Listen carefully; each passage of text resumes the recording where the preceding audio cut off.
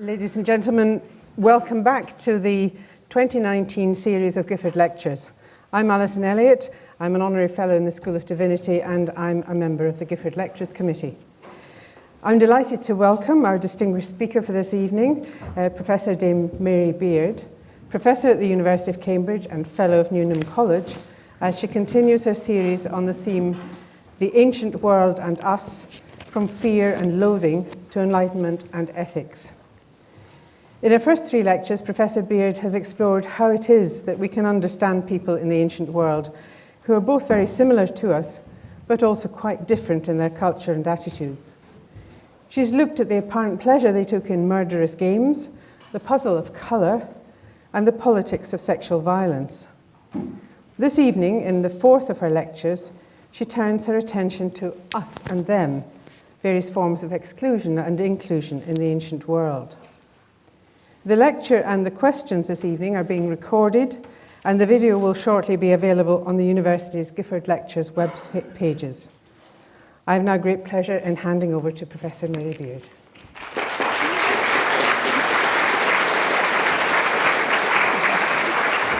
Thank you.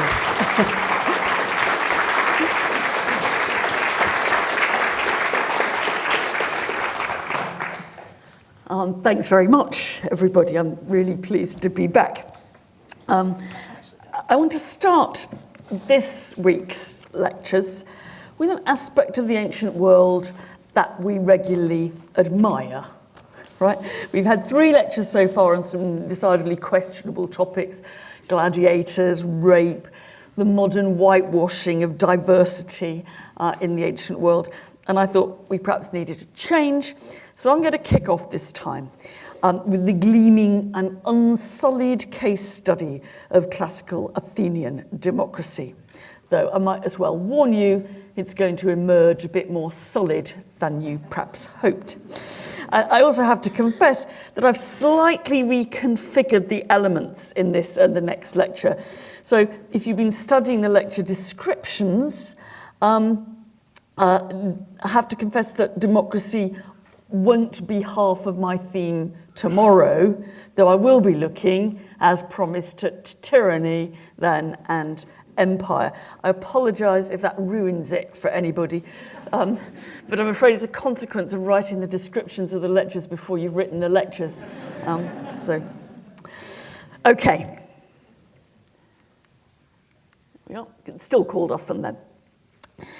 It goes without saying, I think, that the one-man, one-vote system of popular government, and I mean one man, quite literally, that was devised or took shape in Athens from the 6th through to the 5th century BC, is now almost universally seen to be one of the ancient world's bright spots, right? It's not just a system of direct democracy in which all of the city's major decisions were taken by a popular vote of the citizens, but structures were in place to ensure that the rich elite, the old Etonians of the Athenian world, should not be able to dominate the political process or what we might call the executive. So, for example, seats on the city council and most of the annual officials, most, not all, were selected randomly by lot. What you see on the screen now is a 19th century German attempt to encapsulate this glorious image, combining a kind of wonderful idealized scene of an Athenian public meeting, though actually they're rather happily, they're not all dressed, it's only Pericles who's dressed in a white sheet. Everybody else looks quite bright. And it's got hints of the art and culture that we like to think flourished in Athens precisely because it was a democracy. I don't quite know how this lady here has slipped into this public meeting, because she certainly doesn't belong. I think she must be the artist's model. It is, of course, a very dodgy principle that good government makes good art, but it's an idea that has often and still goes strong in reference to Athens.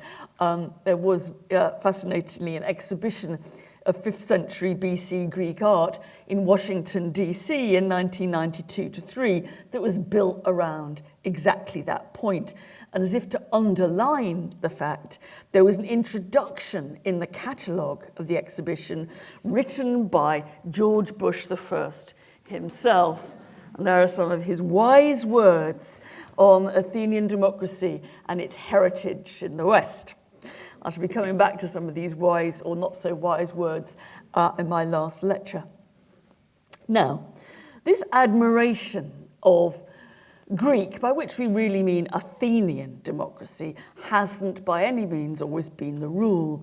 In fact, it's only really been the case that there's been this widespread admiration for less than a couple of centuries. I mean, your own local attempt to build a tribute to it was actually one of the earliest examples. Before that, before the early 19th century, you would not have found anywhere in the West, I think, many people who admired universal male suffrage, leaving women out of the picture entirely. And the more moderate quasi-democracy of the Roman Republic, whose foundations, as we saw in a couple of weeks ago, was marked by the rape of Lucretia and the suicide of Lucretia, it was the moderate quasi-democracy of the Roman Republic that always then seemed a rather more judicious model, which is, of course, why George Bush's own Washington has got a Capitol Hill and a Senate and so forth. They were literally seeing themselves in a Roman, not a Greek, image. But now it really is Athenian democracy, different as it was in many ways from our own. It's now Athenian democracy that we see, as Bush kind of was capitalizing on, as taking a foundational role in our political family tree. Now, there are some good things about that, I think, and I would be the first to say that engaging and looking hard at this early democratic system can usefully undermine some of our own sloppy certainties about how the power of the people really works. I think, for example, that looking hard at ancient Athenian discussions of democracy, which I'll come back to again in a bit, usefully challenges the limitations of our own discussions of democracy. It's a highly appropriate week to be talking about this. Because we, I think, it gets more relevant, I'm sorry, we, I think, really have begun to reduce the democratic process to not much more than voting. And it's summed up, I fear, by this kind of slightly self-congratulatory picture that sometimes decorates the front pages of British newspapers, showing often Afghan women in burqas putting a voting paper into a ballot box. Now, I'm not for a minute suggesting that in some ways this kind of image is not uplifting. Of course it is. But the Athenian debates remind us that there is a lot more to democracy than voting wherever you are in the world, including here, as we, I think, are finding right now. Athenian writers, critics and analysts rightly focus just as strongly as on the act of voting on the question of how people made up their minds what to vote, what information, what reliable information they had on which to base that vote, and who persuaded them to vote which way, and by what means, legitimate or others. And if this doesn't sound too egregiously topical, it's worth noting, just as a point of information, because it's being so such a lot of fake news around this, it is worth pointing out that the Athenians were quite happy to vote on the same issue twice in quick succession, right? There is a classic case of this, which I want everybody to remember if they don't already know about it, because it's wonderful ammunition. It comes in 427 BC, when the town of Mytilene on the island of Lesbos tried to break away from what was then an Athenian empire. In retribution, the Athenian assembly came together and they voted to kill all the adult men and to enslave all the women and children. The next morning, they woke up and they thought, oh, what have we done? Oh my God. Know the feeling, right? And they convened another assembly and they voted instantly to overturn their first decision. And luckily, the ship which had been dispatched to carry out decision number 1 was going so slowly because of what the news it was taking, that the second ship carrying decision number 2 easily overtook it and saved the day.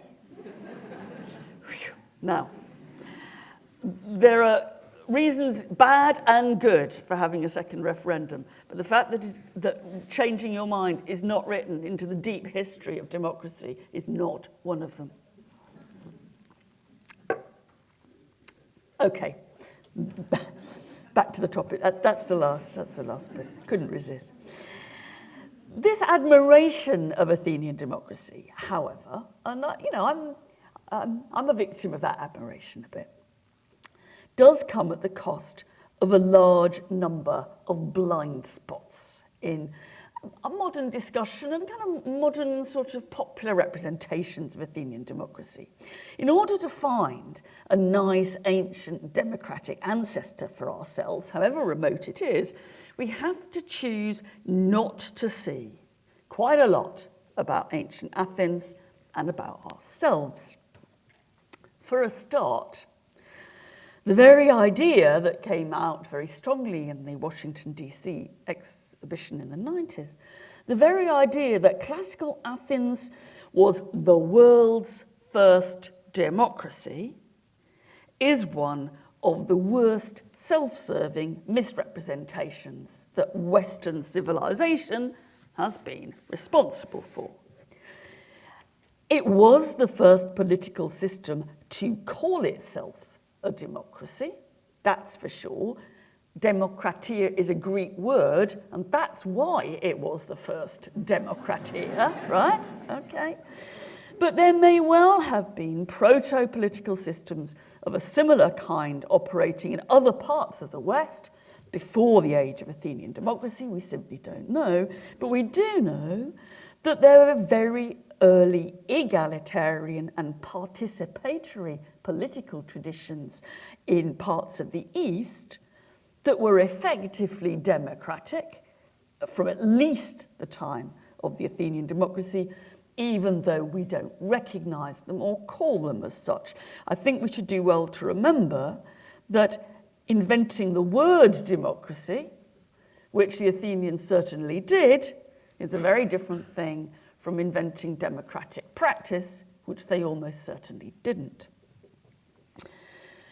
But even if we stick to a Greek version of democratia here, there's an awful lot that in our casual discussions, television programs and so forth, about that system that simply gets brushed under the carpet to give us the slightly gooey, virtuous image of Athenian democracy that somehow we want as our ancestor.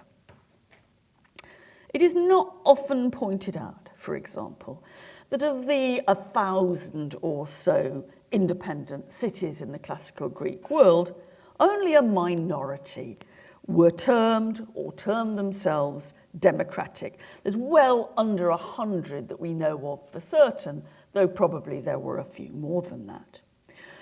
The one we know by far the best is Athens.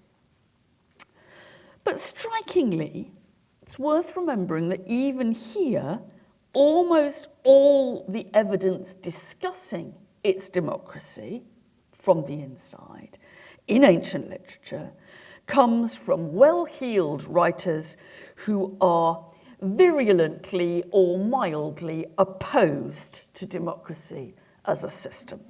Seeing it, sorry, this is not meant to be, yes, I'm not going back to Brexit. Seeing it as a recipe for bad decision-making and what people in the 19th century used to call mob rule.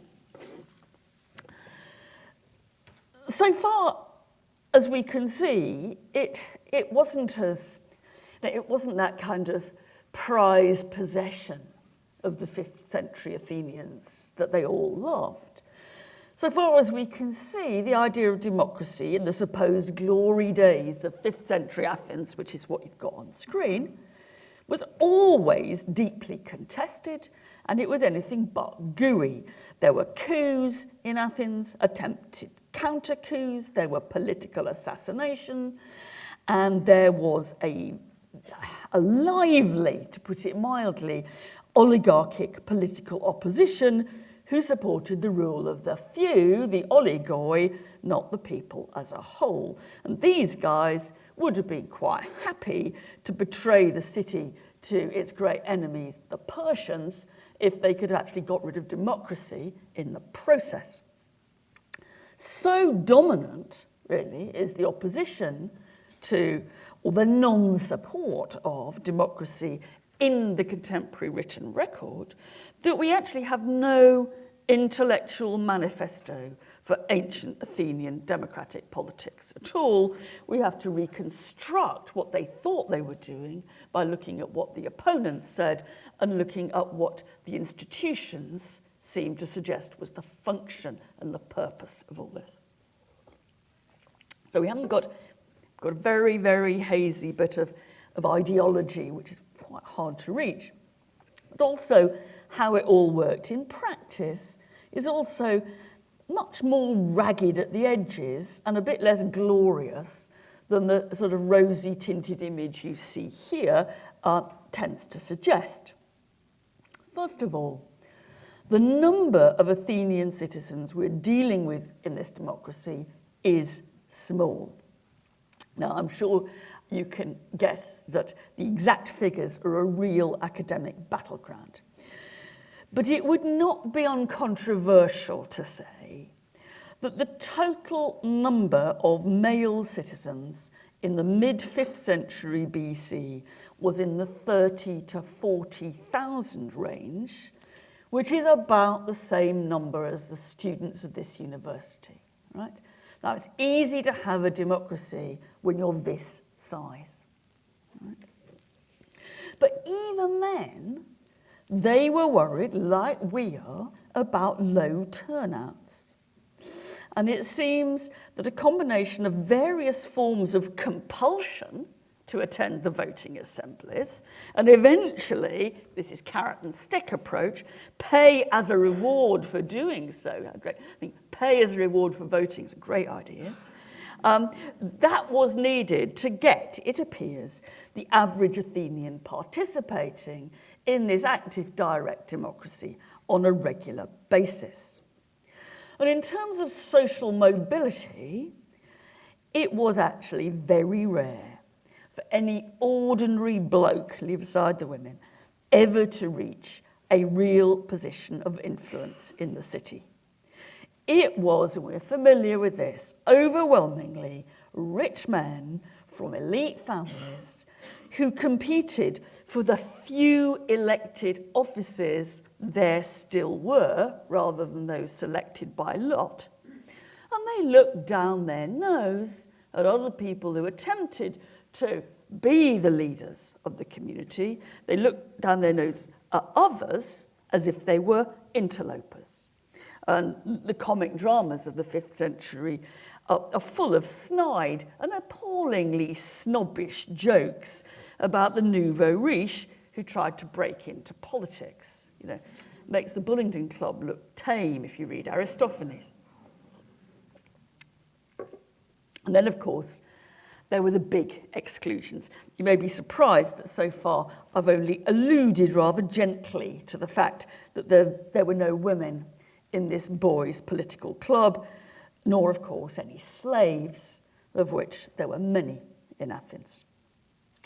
Now, the usual modern procedure in talking about this here is not unlike what I pointed to in my lecture on gladiators. You start off in your book or your article by deploring the exclusions, right? Women were not included, slaves were not included. Then you park the problem over to one side and proceed with your analysis as if that deploring had never happened. They didn't exist.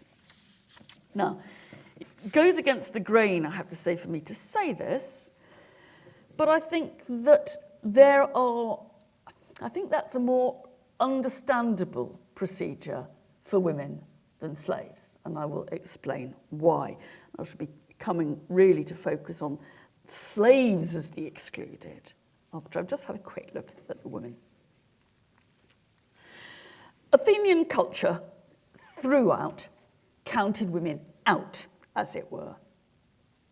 And I think you can see that nicely encapsulated if you look, paradoxically, at the image of Athens' patron goddess.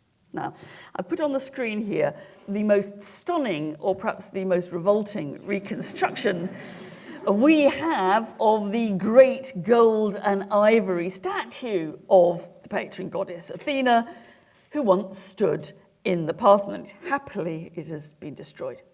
But it has been reconstructed along with the Parthenon itself in Nashville, Tennessee, which is where this is, and it's really worth a visit. It really gives you that kind of sense of what it might have been like to be there. As I said, paradoxically, perhaps, this statue of a female deity points better than almost anything else at the marginalisation of real women in the community. The goddess, in some ways, is everything that the Athenian women were not supposed to be. First of all, she's a virgin goddess, when the duty of the citizen woman, was first and foremost and almost exclusively to bear children. She is kitted up in rather peculiar military dress, when that dress is the exclusive prerogative of men, except for the appallingly transgressive race of female Amazon warriors, but they get slaughtered. And I think, we look at this and you see a woman with a shield and a spear and a helmet and a breastplate here, and she's carrying a victory. And to us, I think that looks just a bit odd, right? It's kind of, there's lots of things about classical art that look a bit odd, and this is one of them. I think what you have to see in ancient terms, that looking at that in the middle of the 5th century BC was about as arresting and hold your breathing as seeing now the image of a 5-year-old with a Kalashnikov. It's a real clash of different forms, male and female.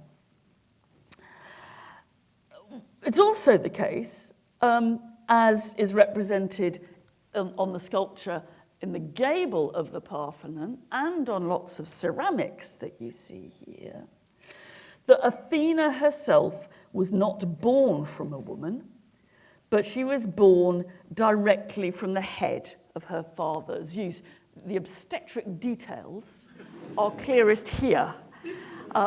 The sculpture of the Parthenon frieze is rather cheated by having that's Athena and that's Zeus, and all of the childbirth is long gone when we see that. Now, what this means, again, it just seems a bit odd. Athena's born from the head of Zeus, so what? Another bit of weird Greek mythology.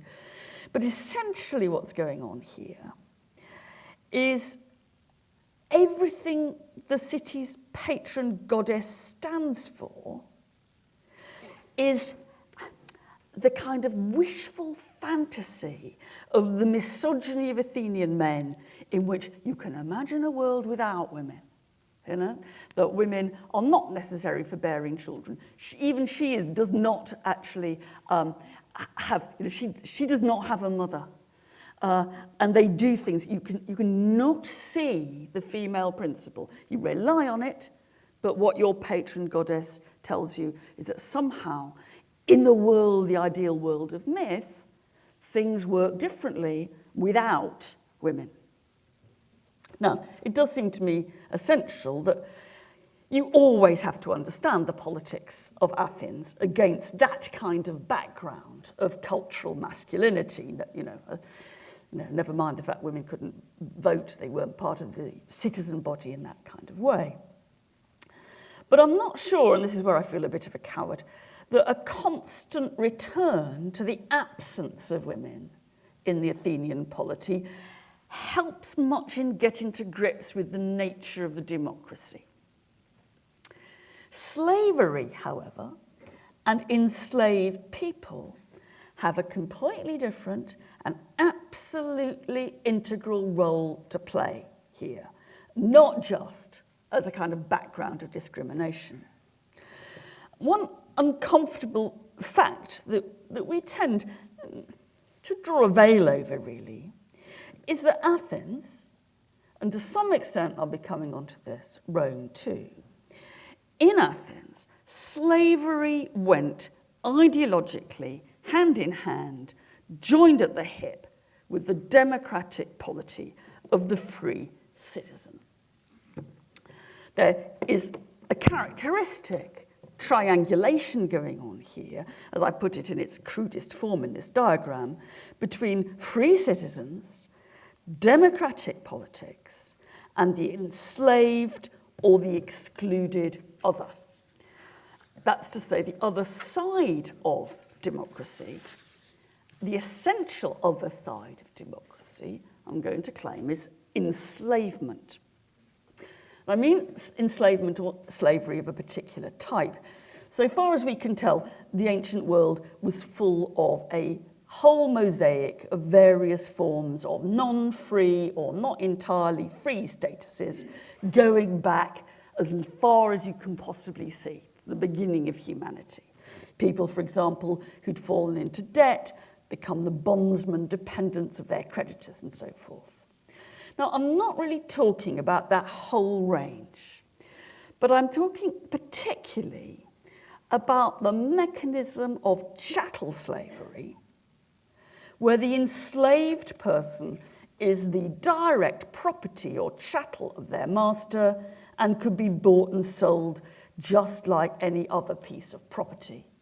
The indebted bondsman can't be bought and sold. I'm talking about slaves that you can trade.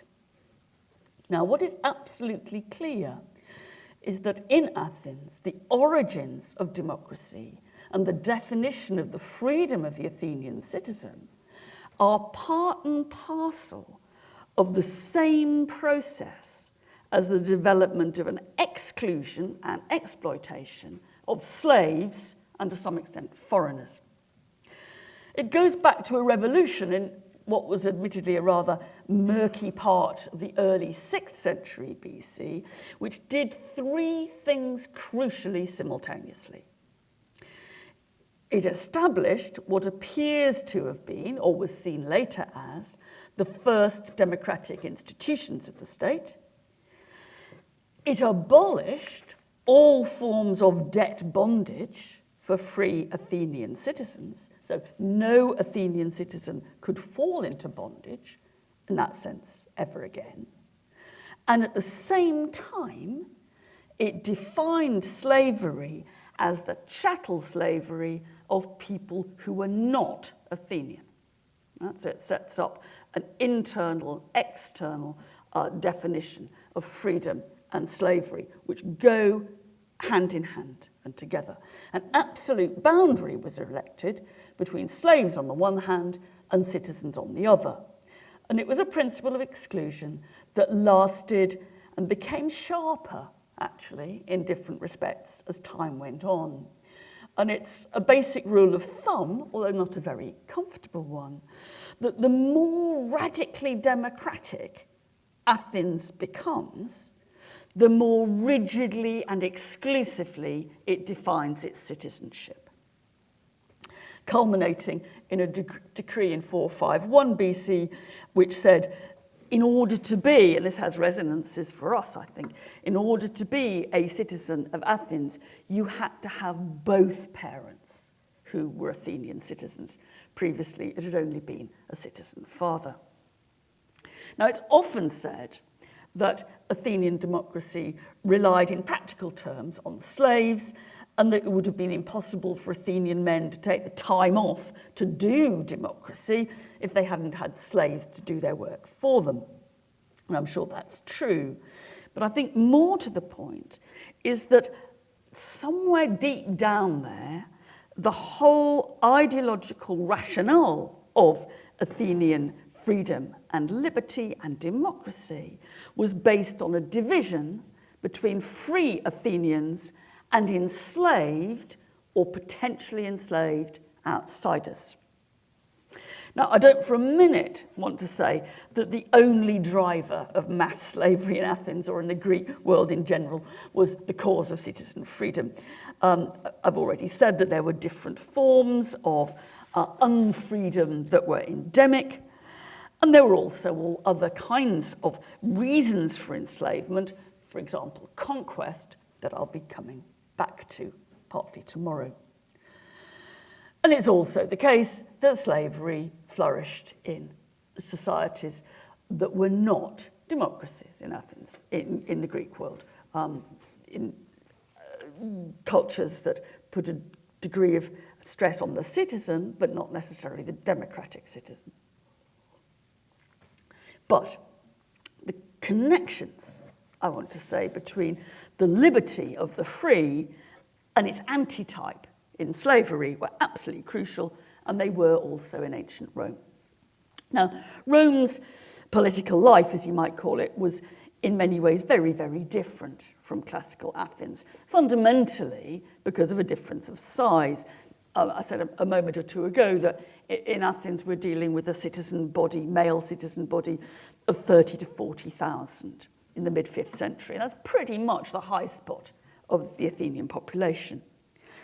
By contrast, the population, and here I mean the total population, including women and slaves, of the city of Rome alone, never mind the rest of Italy, by the end of the 1st century BC, was in the region of 1 million.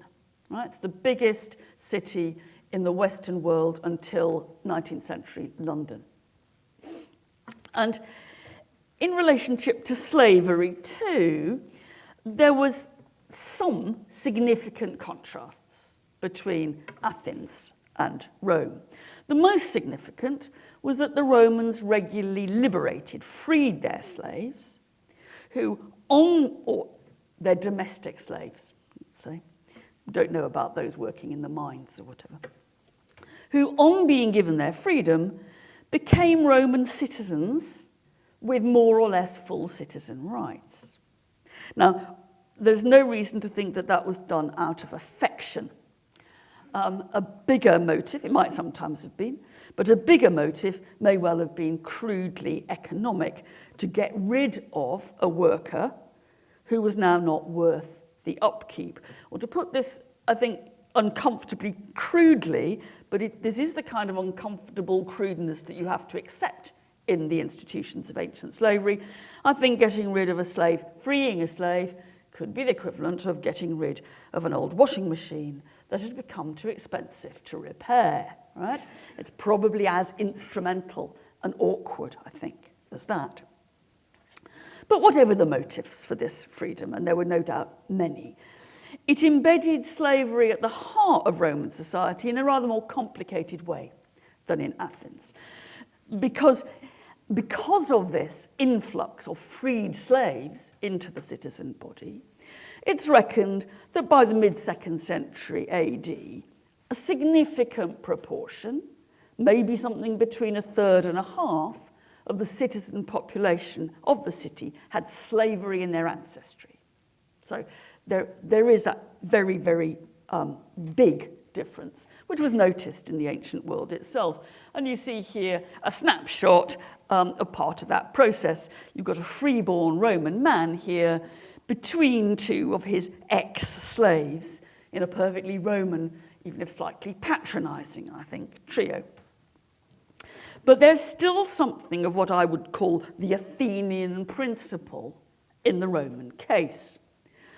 Because the Romans, too, in the 4th century BC, abolished the debt bondage of Roman citizens and defined enslavement as something that happened to others. So if at Rome slaves could become citizens, that's true, citizens, by definition, could never become slaves. Right? Now, what I'm trying to do is to say, look, right at the very heart of these cultures, slavery is absolutely central and embedded. And it's another case where we really have to ask, how could they do it? What stories, what narratives, what explanations, what theorising made it possible for one group of human beings to treat another group with the full backing of the law as effectively subhuman, as, quotes, machines with a voice, as they called it. I think it's robots, human robots. How can we, without actually apparent opposition, I think that's important. If you're thinking that there was an abolitionist movement in Rome or Greece, I think forget it, all right? How could this have just gone on being practiced? There might have been individuals who had sorts of things to say about it, but it's absolutely certain there is no communal movement against this. And how can we understand the violence that seems to mark the status of the slave? I mean, it is not a coincidence that some Roman slave names literally meant beat me, right? So you've got a slave, and when you call out, you're calling to beat me, right? And how can you understand, I mean, effectively, I suppose, how it is possible for a whole culture to think that you can treat other human beings as animals? Now, if you can't tell whether this collar originally belonged to a slave or to a dog, that, I think, is the whole point, right? It's got a little thing around it saying, I've run away, there's be a reward if you return me. And you can see that it is equally appropriate, and that's the giveaway for animals or humans. And there were, in this institution, and I'm staying with Rome for a bit, but I'll come back to Athens, I don't think it's any different. There were terrible atrocities, both on the day-to-day level, and you don't need me to tell you what working down an ancient mine as a slave would have been like. But there's also notorious one-off incidents. In 61 AD, for example, when a Roman aristocrat was murdered by one of his slaves, the law took its course. That said that all 400 slaves in the household were to be put to death. If a slave kills a master, all the slaves in the household are killed. That's the way you prevent slaves killing their masters.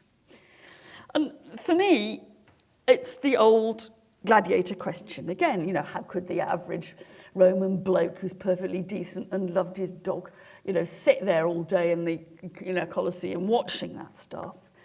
It's the gladiator question writ large. It raises some similar issues. But it also takes the question on a bit, exposing, I think, rather more clearly some of the cracks in ancient moral certainty, and I shall come to our certainty in the end. So how did the morality of slavery work? Well, to answer that, we need to think a little bit about what we actually know about slaves. I confess I'm feeling a bit hesitant doing that in this university because it has a great tradition of studying slaves and slavery, and I suspect there are people in the audience who know quite a lot more about this than me, so they'll have to forgive me. But again, it is a bit like gladiators. We've got quite a lot of vivid and sometimes nasty evidence, glimpses like the collar on the screen. But at the same time, the big picture, the infrastructure and the history of slavery as an institution in any detailed sense is really elusive. In one way, as I've said, unfreedom in the ancient world goes back as far as we can see it. You've got slaves in the Minoan, Mycenaean, Linear B tablets. But we have no clear idea of why the characteristic form of chattel slavery that I've been talking about, with slaves bought and sold as property, why that died out in the early Middle Ages, except to say it's probably got more to do with economics and less to do with Christianity than we might hope. And in some ways, there is a sense in which ancient slavery is a kind of unitary phenomenon in opposition to freedom. But beyond that, even chattel slavery came in many different forms and different conditions. From the utter degradation, I think we have to imagine, of those working in the mines or some agricultural operations, to more domestic settings, which would presumably have been not quite so bad, whether in private houses or family workshops, to indeed relatively powerful positions as the skilled assistants, doctors and secretaries, administrators of Roman aristocrats and emperors, more so in Rome than in Athens, but you could find a similar spread in Athens. Now, there is not much life experience in common between that kind of elite slave, who might themselves have actually owned slaves, because it's that complicated, and the poor souls who were digging in the mines. And in fact, although this again goes against the grain, and I think against our modern liberal gut reaction, I think that I would probably have preferred to have been a slave secretary of, let's say, Cicero or the Emperor Augustus, to someone who was free but unemployed and destitute.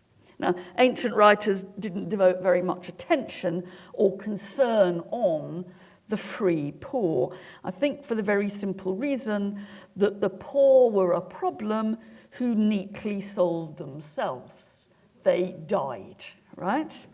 Now, I think I throw in that fact because I think, again, when we're thinking about our reactions to slavery, of course we deplore it. Of course we're all abolitionists. But I think that you have to reckon that there were some people in the ancient world who were worse off than slaves. And the free destitute probably come into that category. We know even less about them than the slaves because they have no means of support. Again, another non-surprise, I'm sure. As for how many slaves there were altogether, it's a big unknown. And how many families had, owned slaves, again, uncertain. It's taken to be pretty much universal. We don't really know. One of the guesses puts the number of slaves in Italy in, say, the 1st or 2nd centuries AD at about 1.5 million, which would be the quarter of the total population. But again, we don't really know what the total population is. But, we've got a big, significant minority of slaves as part of the population. And there are all kinds of unanswerable questions that are raised from this. I mean, like, where did they get them from? I mean, the first generation of slaves come from conquest, almost certainly, and you can see them. Here's a triumphal procession after great Roman victory, and here's 2 captives. They're being processed along the streets of Rome, but they're going to end up as somebody's slave. It's still, though, a subject of enormous debate. Once the major series of conquests have finished, where you get your slaves from at that number. Is it home breeding? Do slaves actually have to reproduce themselves in order to reproduce the master's property.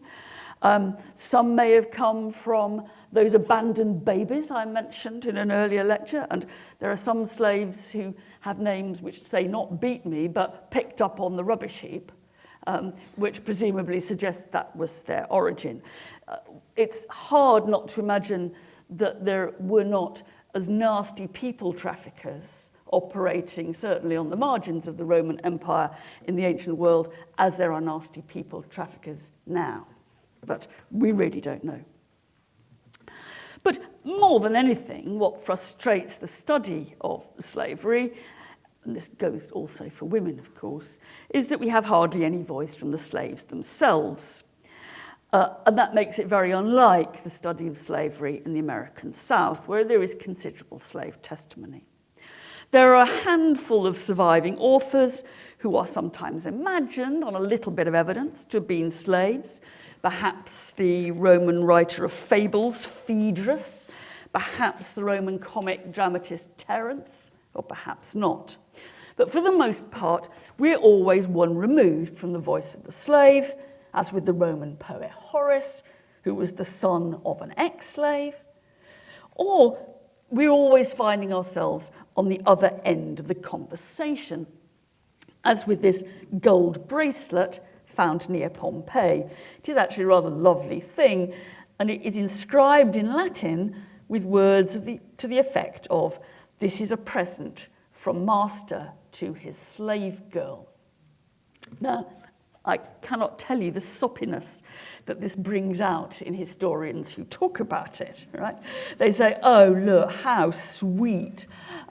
Here we've got evidence of a romantic relationship between master and slave. And, oh, gosh, he's given her this lovely bracelet, right? Well, maybe that is what happened. But I can't help thinking when I read those soppy bits of description, I wonder whether it looked quite like that to the slave girl, who had no choice about whether to get into bed with her old slob of a master. Even if he'd managed to convince himself, it was all wonderfully consensual, right? And that reminds us, don't forget, that slaves were expected to fulfill all duties, and that included sex. Now, it's partly because of this absence of the slave viewpoint that pushes me, as a historian, to look at the perspective of the owners, even if somehow you think it's morally the victims who deserve our attention. And as I said, it pushes me to the question of how could this institution have been sustained? How could we not find any kind of vocal abolitionism? Now, one fundamental answer to that, and I guess it's the standard one that you'd have heard from many Greek and Roman intellectuals, was some version of the slave not being a human being, like I was trying to argue the gladiator was not seen as a human being, in the sense of not being a person with agency and rights.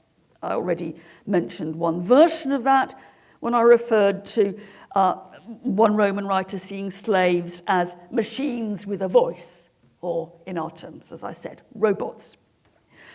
It's even more striking what the 4th century Greek philosopher Aristotle had to say when he talked about how you thought about slavery, and he talked about those slaves were slaves, i.e. subhuman, by nature. Right? So he is theorizing a category. He found it quite hard because he couldn't deal with people who had been free and then conquered and then became slaves. That was a problem. But what he wanted intellectually was to say that those who were slaves, were naturally slaves. And you can find lots of discussions, not quite as acute as Aristotle, but along the same lines in ancient literature. For me, though, the crucial point in these arguments about slaves are machines, slaves are subhuman, slaves are naturally slaves, The crucial point is that those arguments tend to be terribly, terribly ragged at the edges. Now, I mentioned in passing when I was talking in my first lecture about gladiators, that the sense that gladiators weren't really human, which I thought in some way was underpinning the crowd's ability to watch, that sense was always a perilous one. As Cicero said on one occasion, the spectators felt sorry for the elephants who were going to be killed because they seemed to be human. But in the case of slavery, in Roman culture certainly, but also I think you could make the same argument for Athenian, we're dealing, for me, with an enormous fault line in the moral, intellectual, cultural world here. A vast, gaping moral paradox on the question of what freedom and humanity was all about. I'm not talking here about ancient opposition to slavery. I'm talking about ancient anxiety about it. That's to say, on the one hand, as I've said, slavery was ideologically embedded in the definition of free citizenship, and that symbiosis of slave and master was acted out practically on a day-to-day basis. Now, I was struck myself by this on one rather surprising occasion when I took a group of students to a local Roman museum. And in this museum, they had, for kids, a dress yourself in a toga display, right? A bit like this, but not quite so grand.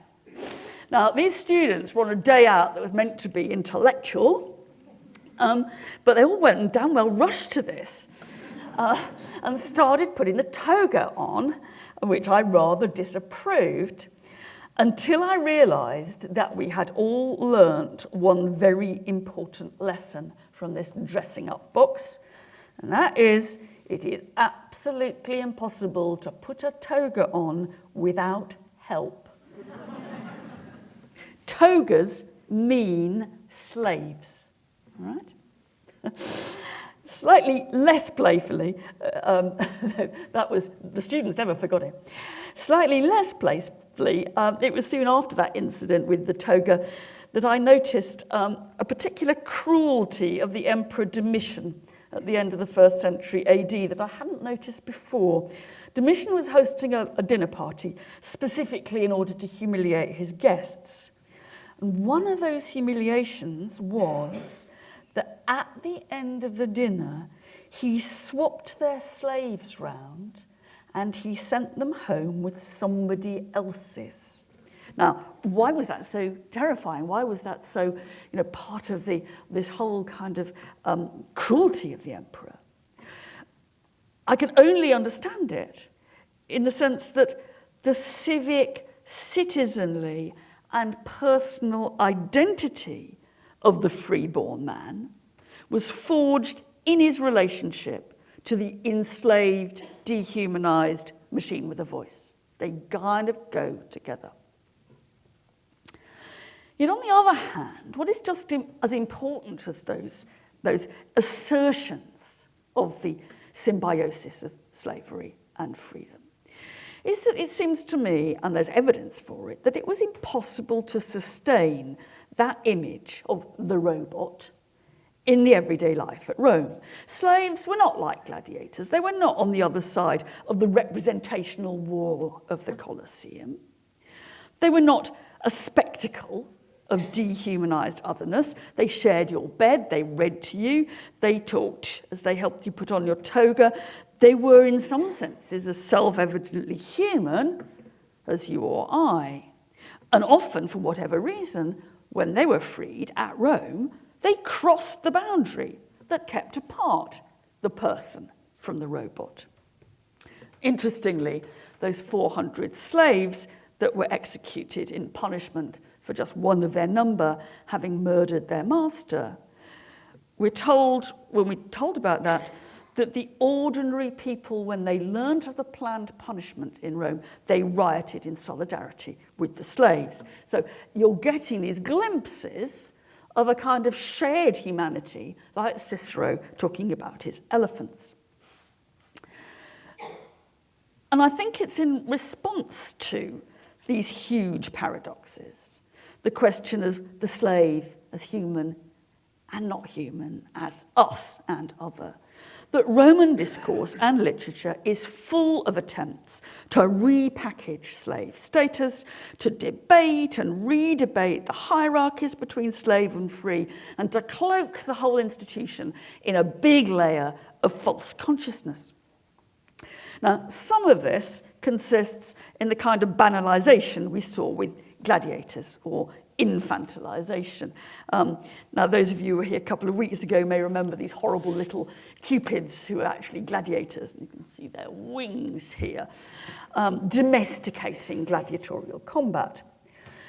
Well, something not entirely dissimilar is going on here, and it's a common tactic.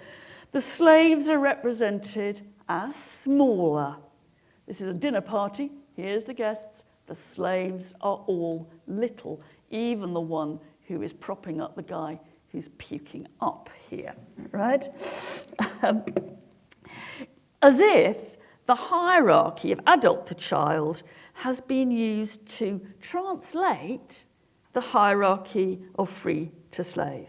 And it's the same tactic found in the use of the term puer, or boy, to talk to a slave.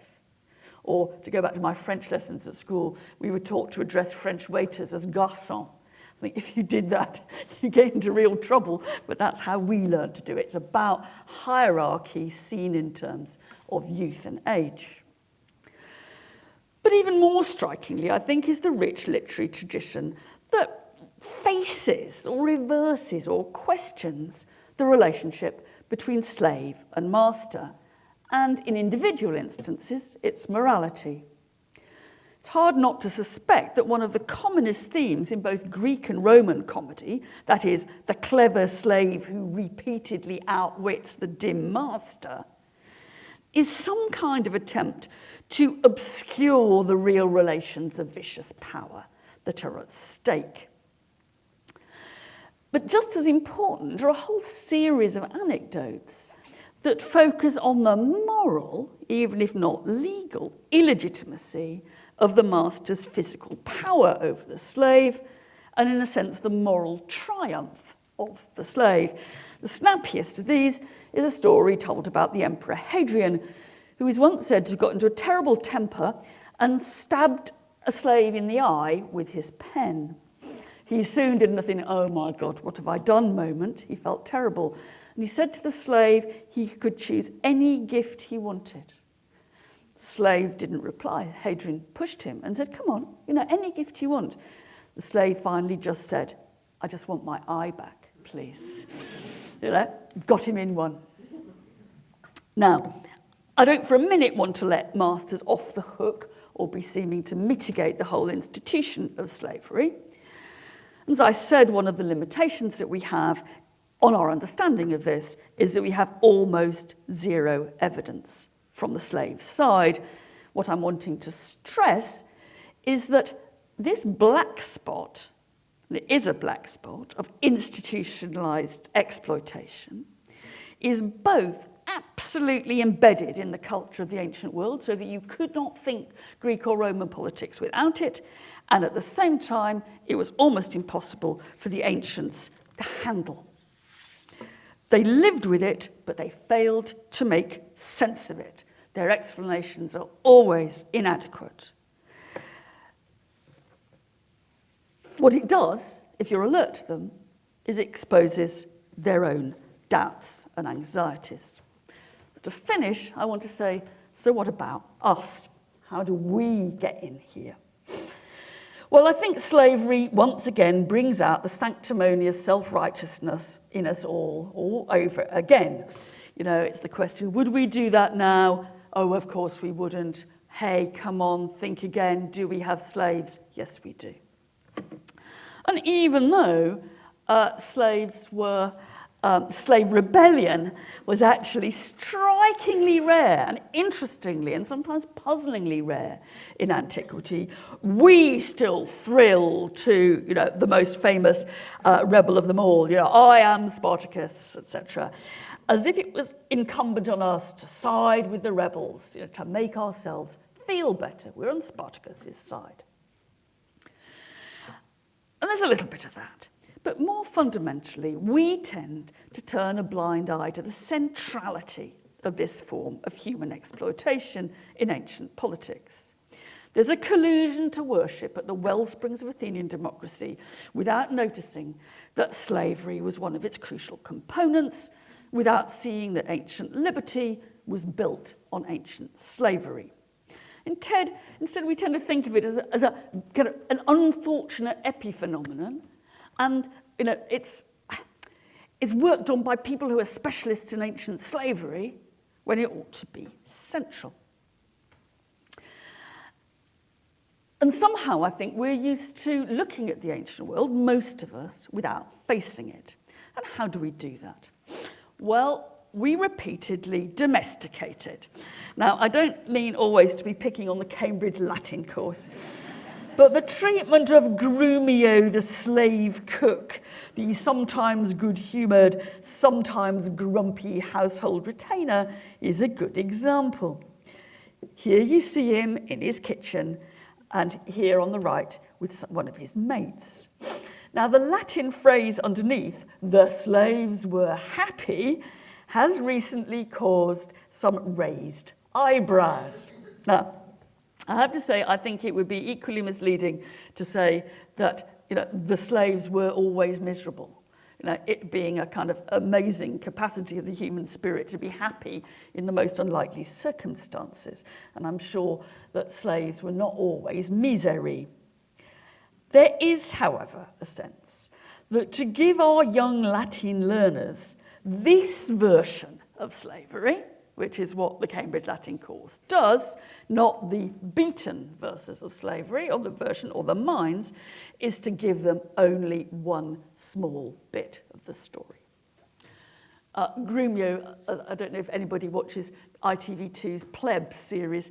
Grumio the slave has a whole new life in a new television series in which he's equally like he is in the Cambridge Latin course. So we domesticate it, we make it nice, household retainer kind of stuff. We also translate slavery away, like we translate rape away. We say abducted, not rape. And I think one of the striking things about Emily Wilson's recent translation of the Odyssey is that she was pretty much the first, I think not the first, but pretty much the first, to translate the women slaves in Odysseus' household, many of whom get killed in the end, not as handmaidens, as they are conventionally translated, but as slaves. But we, and this is to finish with, are also the followers of the ancients in the comfortable narrative, like in Plebs and like here, of the comic and clever slave, who, despite his or her position in the hierarchy, always gets the better of the stupid old master. Now, I don't know how many people in the audience remember Frankie Howerd as the slave Lurkio, extremely camp slave Lurkio, obviously, shown on primetime television in Up Pompeii in the 60s and early 70s. I remember watching this with absolute hilarity week by week, and I saw nothing in it at all other than the rather gratifying triumph of the underdog. And now it seems to me that that is one of the problems that we have in looking at slavery, not one of the solutions. Thank you.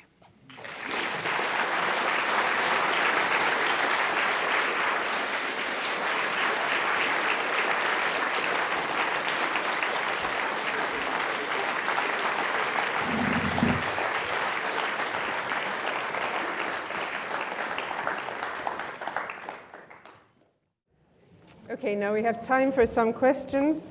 If you want to ask a question, then put up your hand, as this gentleman has down here, and wait until the cordless mic comes to you. Okay. Gentleman here. Hello? It was. Now, it's very confusing what I'm going to ask. Oh, no. But, sometimes I think to the slaves in Rome. I'm Roman, but I live here from 22 years, so I'm also a British citizen now. But when I think to Rome, when you say about slavery in Rome, you make me think about Petronius. Petronius, he wrote about Trimalchio, the famous Cena Trimalchionis. Yeah.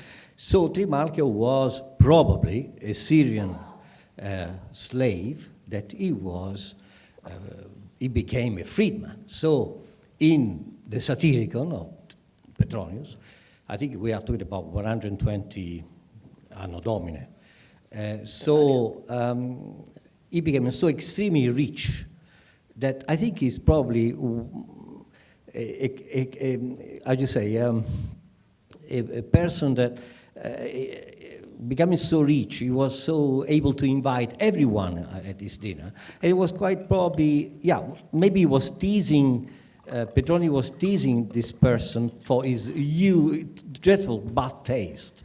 So I think he's probably one-off, can I say something? Or also talking about Juvenale. Juvenale, so he detests women, and he was a misogynist, and he detested Greek people. They were talking about Greek influence. Anyway, what do you think about this, what is called in this country? Satyricon. The hostile environment in a Rome. Hostile environment, oh gosh. Thank you. Well, I've always thought, I have come to think that the Petronius Satyricon and the portrayal of an ex-slave who's made it very, very rich is another one of those cases where we're seeing the ambivalence about slavery and particularly the transformation of the status of slave to free man really paraded, because Trimalchio's got a whole load of money, and part of the point of the Satyricon is to show how this ex-slave is always getting it wrong. It's always a bit naff, it's a bit vulgar, it's a bit something, it's kind of, I'm sorry if there's a Premier Division football player here, but it's kind of, he's a bit like what a really, really well, it's a bit like the Beckhams, with having thrones and things like that, and you think, gosh, this is so naff. It shows, you can't be, it has no breeding, no taste. What is always a good question, though, after you've read a load of pages and pages of this kind of Trimalchio's excess, the question you always have to ask students when they're reading is, if you were invited to dinner by Trimalchio, would you go? And the answer is always yes. So you've got that, like we would go to, the Palazzo Beckham, wouldn't we, if we were asked? So there's a kind of, our kind of relationship to that, to getting it right, getting it wrong, is very, very complicated. The joke is not always on Trimalchio, it's partly on us. Mm-hmm. Oh, gold-plated taps, how vulgar. Indeed. Yes. Here comes the mic. First of all, I have to say, and I'm sure I speak from everyone, that we are all your pupils. You give so magnificent a mixture of education and entertainment, which is what education should always be. And it is so delightful for us to see that you do it in the lecture theatre with the same extraordinary skill that you do in your writings. Thank you. And now that's the prequel. That's the. And now a killer question is about to come. I wondered what you thought of the Confession of St. Patrick as a slave narrative coming from a Romanized world, although not at that point, still a part of the Roman Empire. I mean, that's what I think the problem is. I have to say it's about 20 years since I read the Confession of St. Patrick, so do not imagine that I am deeply familiar. I have read it a long time ago. I think the problem is, for me, is that I can, the kind of narratives that I'm looking at they get their edge and their difficulty because they are embedded in that, in the centrality of slavery to the political institutions of certainly the Greek city-state, but also in different ways to the Roman polity. Now, I don't, that, as I recall it, that is not what gives that narrative the edge. Whereas for, Hadrian versus his slave and the eye, it is about that, it's the symbiotic quality which makes it, which drives the ambiguity. I don't think you have that in that, or in later, there's an awful lot of attempts to say, rightly I think, to want to see this classical Roman slavery within a comparative tradition, and, all to the good in many ways. But there seems to be a fundamental difference always, that is not how any of those later cultures, whether going right up to antebellum America, it's lacking one terribly important building block. That's. Any other questions? There's somebody up here. Oh, and there.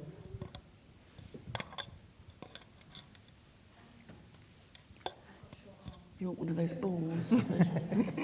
Microphone. I'll get them in line, in sequence. Thank you. When you were talking about the paradox of everything that Athena represents and the exclusion of women from politics, which I know wasn't the focus of the lecture, I'm going to ask anyway. I had to put a bit about women in. Yeah.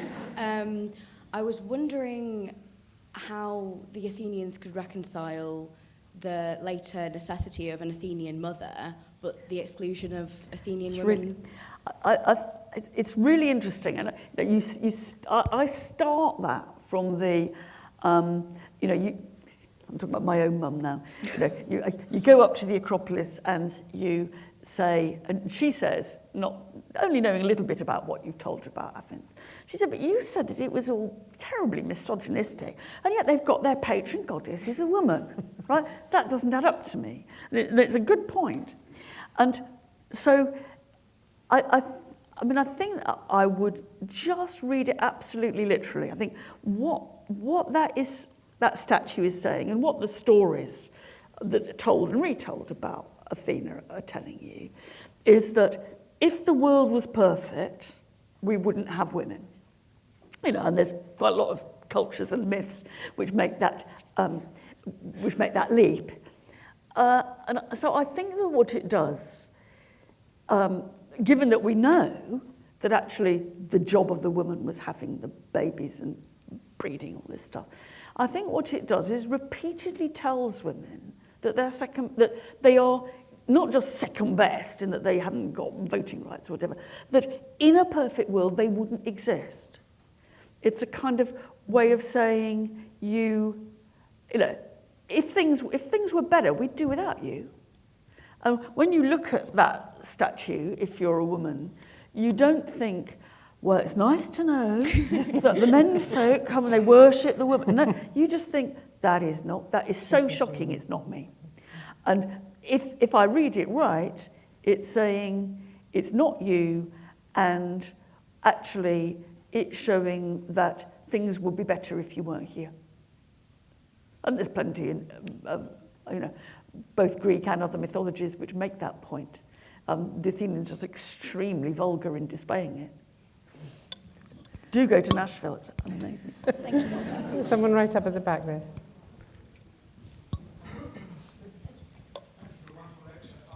So wait until the mic comes, because we can't hear yes, you. Sorry. Just to pick up on the interesting question and interesting answer about St. Patrick, Christian philosophy abolishing the distinction between master and slave, and in a way, I recall a Tom Holland TV documentary about St. Paul some years ago, in which Tom Holland proposes St. Paul as someone who, from Christian philosophy, challenges the distinction between master and slave, and as well as Jew and Gentile, etc. I just wonder what your thoughts might be. There are people who know about the literature of the early church in this room in much greater intimate detail than I do.